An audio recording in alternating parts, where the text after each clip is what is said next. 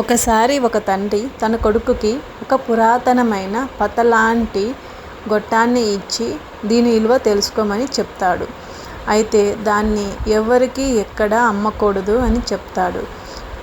Next day ఆ బాబు ఆ గొట్టాన్ని తీసుకొని వెళ్ళి ఒక పల్లెటూరుకి వెళ్తాడు. ఆ పల్లెటూరులో ఒక చిన్న దుకాణంలో ఇస్తాడు. అతను ఆ గొట్టాన్ని చూసి నేను దీనికి 100 రూపాయలైతే ఇస్తాను అని అంటాడు. సరే, నెక్స్ట్ డే ఒక మ్యూజియంకి వెళ్తాడు. ఆ మ్యూజియంలో ఆ గొట్టాన్ని చూసిన వాళ్ళంతా ఆశ్చర్యపోతారు. ఇది 200 సంవత్సరాల కాలం నాటిది, అరుదైన వస్తువు, మేము దీనిని 2 లక్షలు ఇస్తాము అని చెప్తారు. అయితే నెక్స్ట్ డే చివరగా అతను దాన్ని తీసుకొని ఒక అంతర్జాతీయ వేలంలో చూపిస్తాడు. దాన్ని చూసిన వాళ్ళంతా అక్కడ దీనికి మేము 10 కోట్లు ఇచ్చి తీసుకుంటాము అని చెప్తారు. అయితే తన కొడుకు ఆశ్చర్యపోతాడనమాట.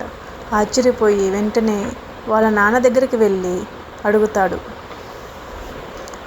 అప్పుడు దానికి వాళ్ళ తండ్రి ఏమంటాడంటే, నువ్వు ఏ వస్తువైనా సరే సరైన స్థలంలో అయితేనే దానికి అసలైన విలువ లభిస్తుంది.